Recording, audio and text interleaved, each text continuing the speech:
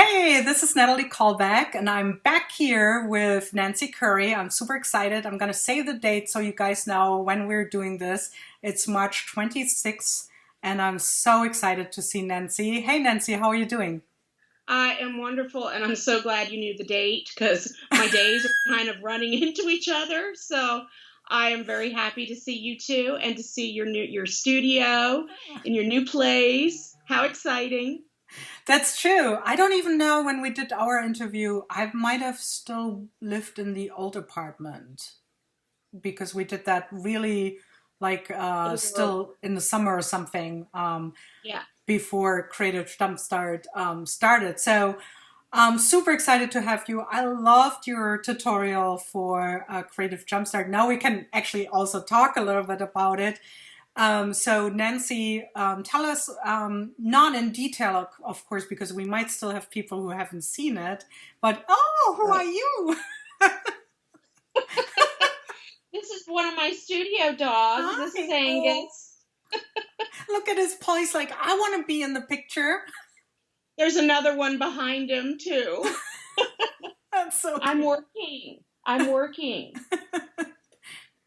See, guys, we are This is more my life. relaxed. I was just saying that we are also more relaxed because we're like, I was like, oh, usually I put the cats away and all that stuff. And I'm like, nah, I'm in shelter in place. I don't care. You can see my cats. You can see everything. You know, like, it's nice to see your pooches. They're fun. They're much more fun when they're sleeping when I'm trying to do something. But so he's going to moan next to me, so you'll hear moaning. That is him being a part of this. Oh, that's so cute. So, Nancy, tell us a little bit how what you did for Creative Jumpstart.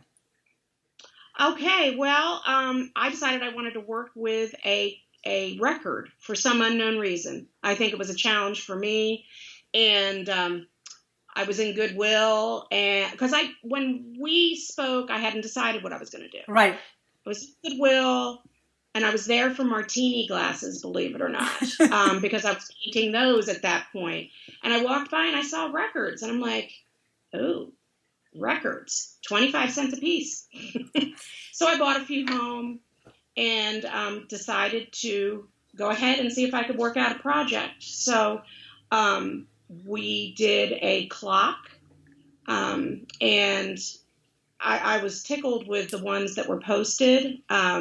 Everybody kind of did their own thing, and I love projects where I just get you going, and then you do whatever embellishing you want because then it really is much more personal. So I was tickled with all those, and yeah, and after that I made a bunch more clocks. So everybody in my family got a clock and a painted martini glass, but I digress. Anyway, so that's what we did. And I like doing I like doing little mini projects where there's a little bit of a learning a curve that's based on how I do things, but you get a nice project, something that you can, you know, put up in your house or whatever. But you can also take that technique and move it to art journal, move it to card making. You can pretty much move it to a lot of different I things. think I So, actually did see a couple working yes. at in their art journal, Yep. doing some pages. I forgot how they did that, but if you guys go into the show and tell, I mean, you if you saw Nancy's video, then you also see what is actually used as alcohol inks if you have never worked with it before. So when you scroll through the show and tell pages, you will see. But it was really fun to see how people took then also your tutorial and then did something different with it. That was super fun. So what are you working right now? I saw something I wanted to ask you about. I follow Nancy on Instagram and she posts like all this gorgeous work.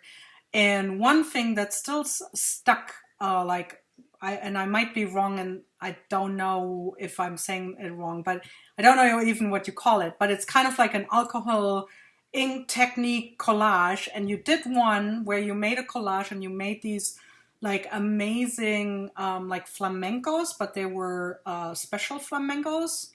My cranes, Oh, I cranes. think Oh, yeah. cranes. That is okay because I have done flamingos, but I know what one you're talking about. Tell us a little bit So, what it looks like. I'm sorry, I'm so bad. oh no no no no no. So you know, I am known for working with niche kind of art mediums, substrates. You know, the record was an example. Um, those cranes were actually Citrusolve artwork. Oh yeah.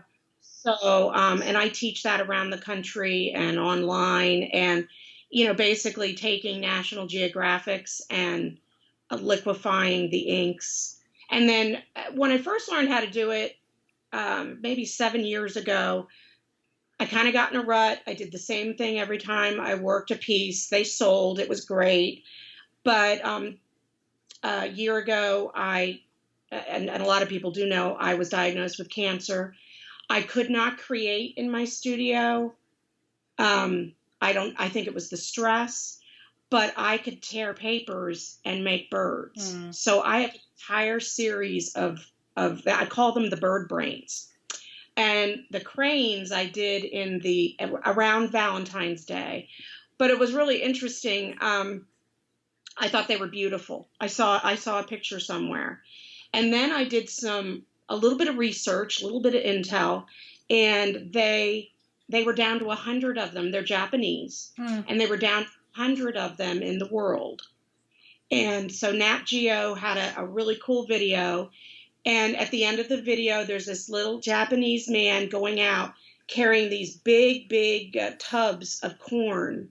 Well, he's brought back this species. There's now Wow. almost 1,000. Really? And so when I researched all that before I did the cranes. They were so meaningful to me. And then I sort of had the idea to bring them out around Valentine's Day because I did prints and all that.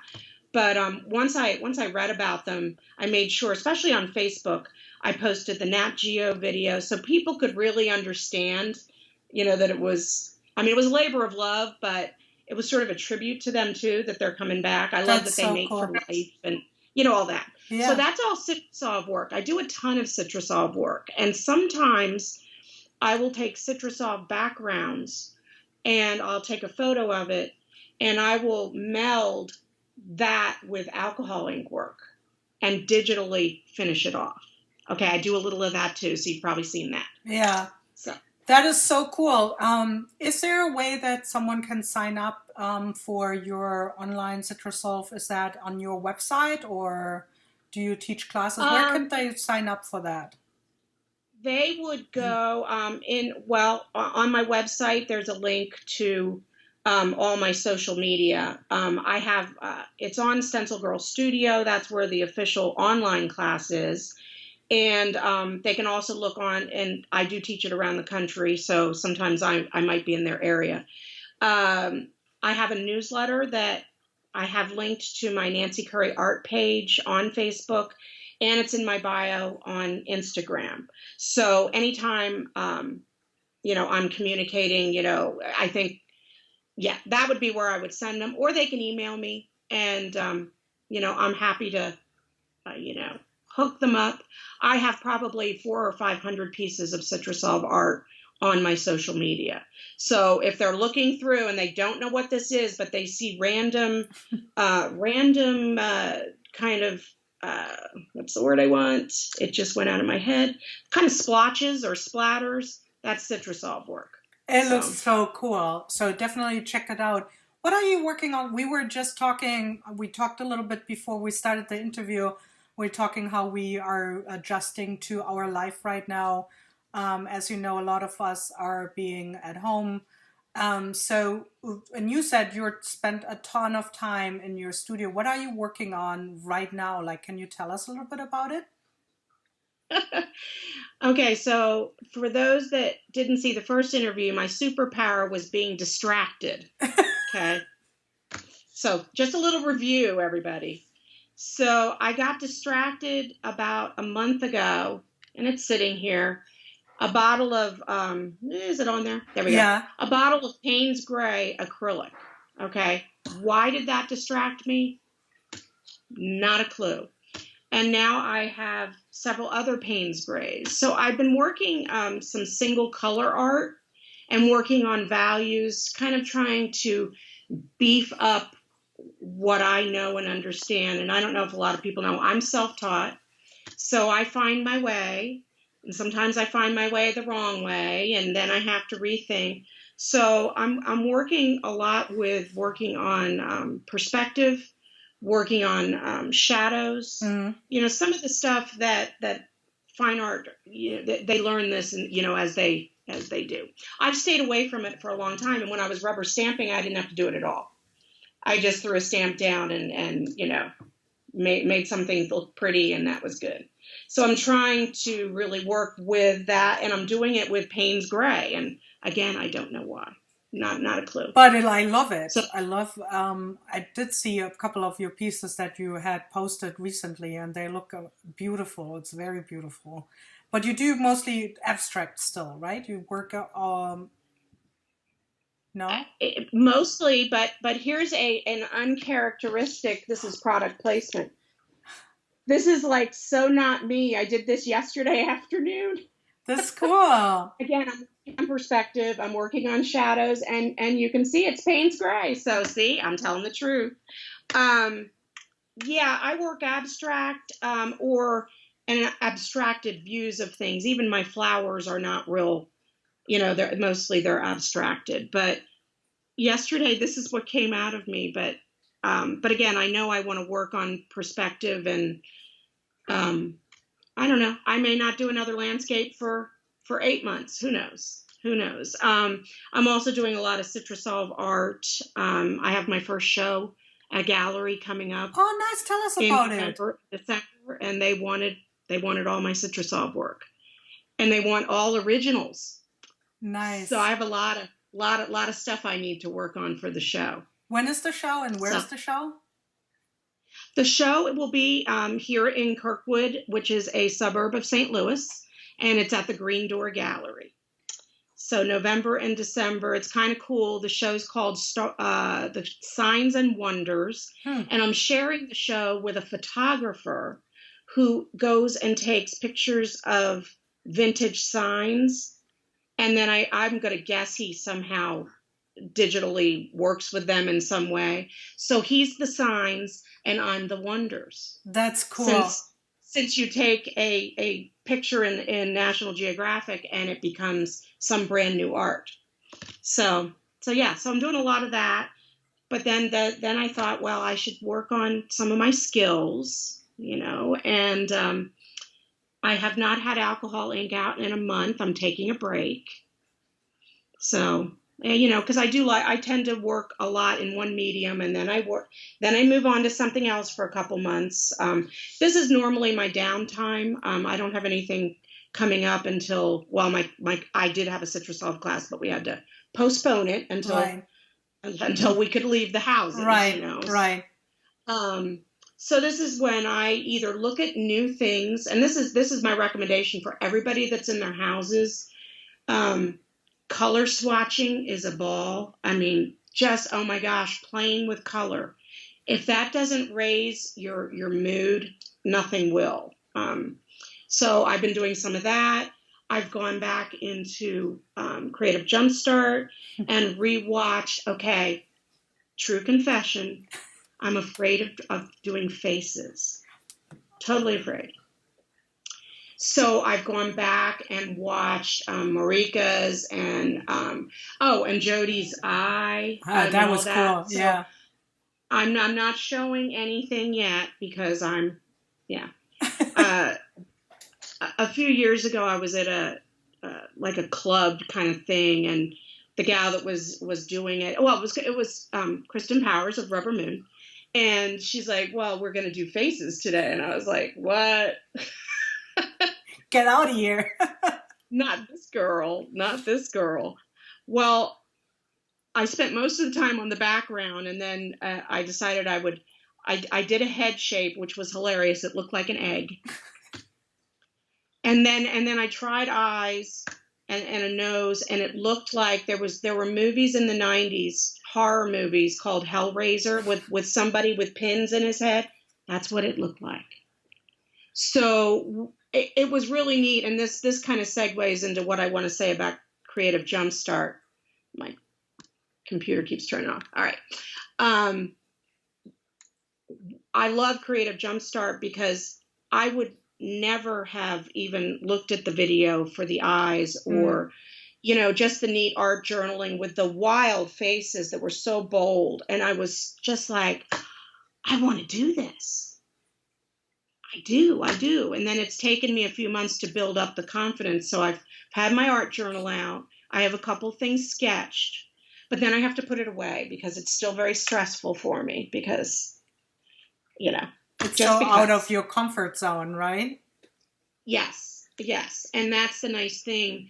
You can go look at things that are out of your comfort zone, and then at your own time, you can pick the time that, okay, I'm feeling brave today. Right. And that's kind of what I've done with a lot of the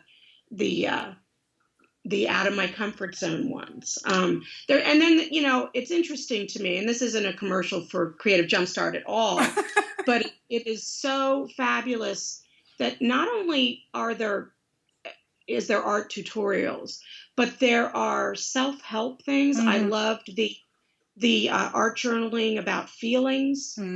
I have anxiety. I loved that. I loved, I think it was Mistelle's that talked about being yourself. She's, and it was so empowering. Yeah. I love that all that is interspersed. And the reason that it can be interspersed is you let us be who we are. I love that. And I've done some other online classes and all that, and I've loved them. I'm not going to take anybody down, but I do love that for 10 minutes, you can have another whole experience and you don't know who you're touching with that experience. Right. So that's what I wanted to say about Creative Jumpstart. That's so nice. What else am I doing? Oh, my downtime, back to what I'm doing. This is the time of year I play with weird things. Like, will this work with this? So like mad scientist, I need my lab coat. And that's what I put in my classes for later on in the year. So when you do that, how's your approach? Because everyone has a different approach to that, right? So let's say you buy a new medium or something, or you might have read something like, I know we talked about that in the other interview about like when you heard about the Citrosolve, but let's say you just find something new or something you haven't used. Do you read a lot about it and what people have done with it and then try to just do your own thing? Or do you take the medium and you just go totally, yourself and mix it with all kinds of different things that you have or materials and substrates? And how do you approach things like that? Okay, I'll answer a question with a question. What do you think I do? You have a guess? That's a good question. I think that you might read a little bit up about it. Like you're not. I think like you're not. I think you might be like, okay, what's in here? Could that be dangerous or not? If I mix it with something else, that's how I kind of think you are. But then you're not going. Like you don't look like for too much inspiration online. You try to figure it then out yourself. You're pretty on the money. I am one of those that's concerned about what goes with what and what am I going to spray on top of it and what does that mean for my lungs and that kind of stuff. But I just, as soon as I'm pretty satisfied, I understand the product. I call that product understanding. Yes. Then I just go for it and I get all sorts of stuff out. Well, my desk is always a mess. If I see a bottle over here, well, let's see if this works with it. What does this do? Yeah, I do a lot of that, a lot of mad scientists. And I don't tend to look and see what's been done because that will affect the direction I go in. Some of them are complete failures. Some of them are, what were you thinking, Nancy? I have a lot of those too. you knew, but I'm like, oh well, I just have this out. Let's just do this. And then some are like, look at that. Ooh. Now, sometimes I will, if there's something like a look at that, ooh, and I think it's unique, I do try to look, because let's face it, we all have minds that go like that. I always try to, I will kind of check out and see if anybody's been talking about it, you know, because, I do believe we all learn from everybody else and all that. So yeah. So you were on the money. I'm impressed. Sometimes there are people, and maybe it's because my hair was purple for like 3 years, that think I go completely rogue over everything. But there are certain safety things and I don't want to waste product. I am like, this stuff is not inexpensive. And I have a lot of it because I try a lot of different things. So No, I think you actually gave it kind of away when we were talking earlier, and you said to me that you're, and we agreed that we both had that in us. We're a little bit of a control freak in some areas. And I think that kind of told me, I'm pretty sure she's like me, that because that's what I do too. Like, I'm concerned about, am I going to burn my lungs down, or, just in general, a little bit more sensitive about these things. And so I do yep. read up about it. And there are things that I used to do without being concerned about it that I don't do anymore. Like I used to Yep. basically do things like cooking acrylic paints, until I worked with Liquitex, and they were like, Don't do that. it's a plastic, don't do that. Like wear a mask, like, and you're like, now that you say it's plastic, I think I get it, so there are things that I have done regardless, and I was like, oh, that's so cool. If I like burn the crap out of this golden gesso stuff, and it bubbles up and it looks so cool, and you're like, yeah, but you just like inhaled all that stuff, so there are a couple things, of course, but yeah, I mean, just if you know that, as you said, then you can go like really and knock yourself out and try all kinds of things, or wear a mask and gloves or Yes. whatever. Yeah, that's so I cool. now wear masks because, well, with the alcohol ink, I will wear masks. Yeah. Do you wear gloves too? Like Do you wear often gloves when you do something? Do you wear gloves? I guess I have to tell the truth.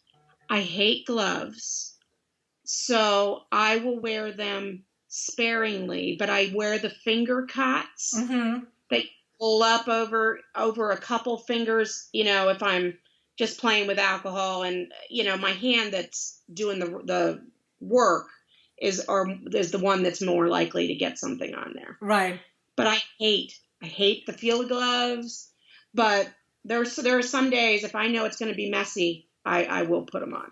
I use a lot more barrier cream now. Like and I find that because I also have I'm very touchy feely in my work too, and so, but I do try, and that's actually a good way right now because we have to wash our hands. I mean, we should always wash our hands, and I've done so. Right. But I also try to think more about it, before I touch anything else.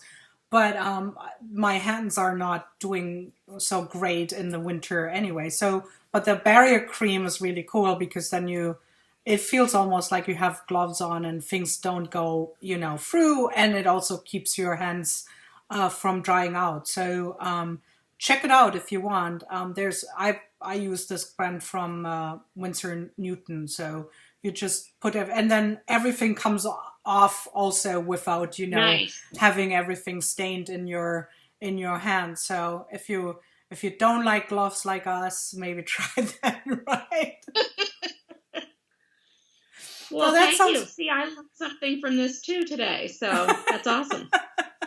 I have to one day I have to take a class with you with the Citrusol. I think it's so cool. And also, one other thing that I know that you did one time when we were teaching, I think in Ohio together, you did this ice dyeing. Was that you? That was you. You did I don't something. think that was me. I have a nice dyed. I like it though. I wasn't you. Nope. Nope. I wish I could claim that I was doing it. No, I have done echo dyeing, Oh, maybe that's. Oh, but you that did. was recent. But That that was wasn't on recent. the I did that. eyes. You're like, you can ask me 3 more times and I will say no. Nope, I didn't do ice dye. I swear. Let's see. I mean, I forget a lot of things, but usually I'm pretty good about what I've taught. So So when you do I have echo friends, dyeing, what do you do? So you dye fabric, right? And what do you do with? fabric or paper, because I'm Oh, much more of a paper person. I try to like fabric, and I like it to a certain extent, but then I'm like, what do I do with this? Like paper, I can throw it in a frame. I can attach it to a wood board, but fabric is a little hard. I took a fabulous class at Ephemera Paducah in Kentucky with Jacqueline Sullivan, mm-hmm. and I was obsessed. I was not even social for the 3 days. I was so busy trying to make as many things as I could. So anybody out there listening, if you ever have a chance, she's great. And Trish McKinney is also another really, really good echo dyer. I'm a fledgling echo dyer. But it's great because you throw them in a big turkey roaster, like with an automatic dial. And I made 80 pieces in 3 days, Wow. putting them in different vats of different color combinations. And it was awesome. And I think it speaks to me because it's organic. Mm-hmm. And I actually, I spent a lot of time composing. Now, I probably Mm-hmm. wasn't supposed to. I was supposed to learn the technique. But, this is me. So I got, after the first batch came out and they were sort of chaotic, very chaotic. I wanted a more structured one. So each batch I did got better with at least what I think my aesthetic is. We're a lot of negative space. I'm huge into negative space. So This is very interesting because now, because before we said that you're like to have control, right? But then you do a lot of work that is a lot about chance and things just happening. But I love how you just kind of said, like, I think that's why your works so well. You have a way of finding a way how to control it, you to control the chaos in a way, right? Like, I think that's your strength, beside being distracted. But if we would go now and I would ask you now again, what's your superpower? I would say actually one of your big superpowers is also to bring structure into chaos. I never thought of that, but yes, I do. I like it when I can. I Is feel that very like the good. big thing that you try to figure out, like with the dyeing or with the citrus solve and the alcohol inks? How can I, manipulate it in a way that it's still like what you love probably about it is the like, oh, I didn't know this is going to come out, but then also I Right. control it. That is so cool. I like Well, that. and a lot of my alcohol ink paintings and some of the, with me working with watercolor right now, I paint subtractively. So I have this whole big mess and then I have to make sense out of the mess. I love that. Hmm. I love, especially with alcohol ink, I love to cover an entire piece of Yupo and then create from that. I So know it's I just a would say certain you're the thing. perfect teacher, actually, for because sometimes you have, or all of us have had that, and well, probably a couple of you who are listening now say, yeah, yeah. It's like I have some people have problems with mixed media because they feel like they don't have control and they have to let go and they don't know the outcome. So you know exactly what's happening there, but you help also to find that structure again or organize things or you get Hmm. control back. That's pretty cool. It's like push and Well, pull. you get confidence the more you do it. So for anybody out there that's like a total beginner and they're not comfortable with it, the more you learn about whatever media you're working with and then have success. Now everything I do is, I can't save everything or make it how I want it. But man, I can cut it up. I can use parts. I can do all sorts of things with them. So sometimes you also have to, not necessarily what you're finished with may not be what you were heading towards. And you have to go, oh, it's a happy surprise. That's been a long lesson for me to learn. Yeah. But it's very, you build your confidence every time you have a success. And you have to kind of focus on that. The ones that aren't a success, you look at it and you go, okay, what could I have done differently? I had a watercolor a couple days ago. I didn't let it dry long enough. It reactivated. All of a sudden it's running and I'm like, ah! And I knew that, but I did it anyway, And so, but there's going to be successes where you're going to say, wow, it's really nice not knowing the outcome when you start. And you build your confidence that way. And taking classes with teachers that kind of, I don't do any cookie cutter classes. Like, people, you're on your own. I'm going to show you this, and then I want you to bring yourself into the class. That's a stronger class for me. If somebody wanted me to teach, basic drawing skills, like, I can draw. I don't know that I can help people understand. Yeah. Jody with the eye, I was just like, the whole time I'm watching, I'm like, wow, I never would have figured that out, I thought that was a surprise too for me, knowing Jody and her work. I thought that was a really cool surprise having her do that. I actually not sure. I should go through the comments. I'm not sure if a lot of her followers were also like, whoa, but that was cool. Like, also putting herself out there, actually doing that as a tutorial, something that she usually never shows. I thought that was pretty cool. I just, when it came to that day, I was like, what? So yeah. Is there one of those tutorials that you have on your list that you, besides that you said, I'm gonna do that definitely in the future, where you're like, I can't do that right now, but this will be something that I'm gonna hold on to for something I want to take some time and figure that out? Okay, well, I loved Ray's little mini books, little mini things. Okay, I'm not a bookmaker. It's too precise. There's just too many steps.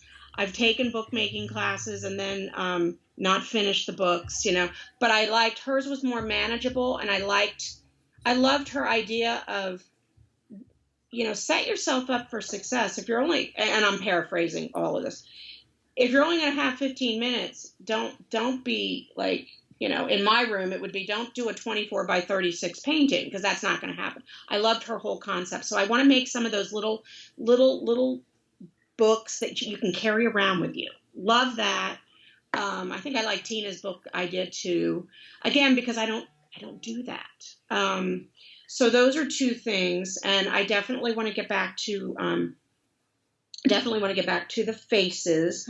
Probably quirkier that's more my speed, quirky.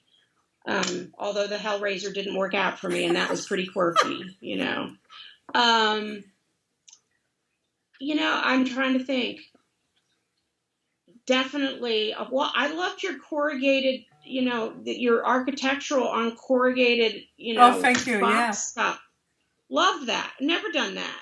And I actually like how you built it with the stuff. I was like, wow, this is fascinating. But I love architectural too. Yeah. So, there's a lot of them I want to rewatch, and because there's nuggets in there that, and the cement. I know, that's on my list. That's totally on my list. I have it all here. I'm like, it's gonna happen as soon. I know that Tonya was like, oh, it's not a problem if you do it in your studio, but it's like, I want to be able to do it a little bit outside too. But yeah, that's totally on my list. I love that so much too. And I think there's one.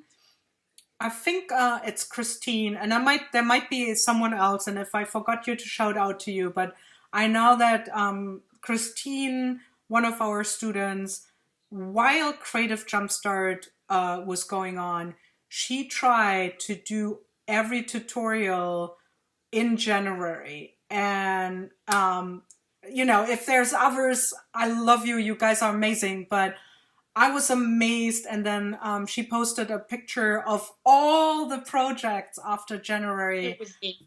It was so cool. That was like my happiest moment when I saw all her I was like, holy cow, that's amazing, right?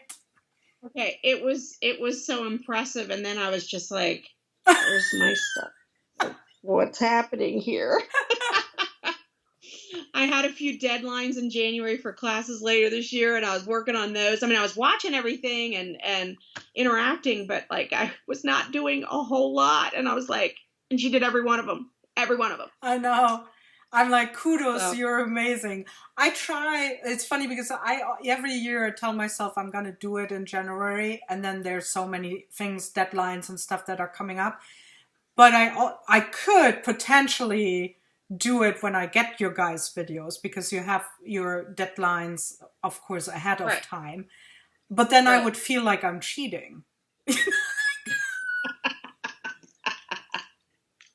Like that would be like just so bad. I don't know. I feel like I know. We won't.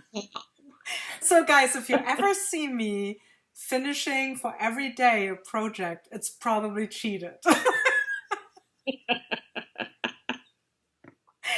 Like I said earlier, whatever you got to do to get through the day. That was so much fun, Nancy. I loved talking to you about your new projects too and what you're working on. And now knowing, a little bit more about it, I can't wait to see what you're posting on your Instagram. Well, thank you. So thank you so much, Nancy. And for those guys of you who haven't signed up yet for Creative Jumpstart, I hope you do. Use Nancy's link. And I see you soon. Please. Oh, I actually had an interview yesterday with KP, and I thought I'm going to finish all of those interviews the same way. Nancy, what are you grateful for today? One thing. I am grateful that even with everything going on, that I still want to make art. It makes me that happy. That is a wonderful thing. Not very deep, but it's true. I'm grateful for having a wonderful conversation with you, and that you just made me want to go and take out my paint sprays. Thank you. Okay. Thank you so much. Stay safe and healthy. All right. Bye. Bye.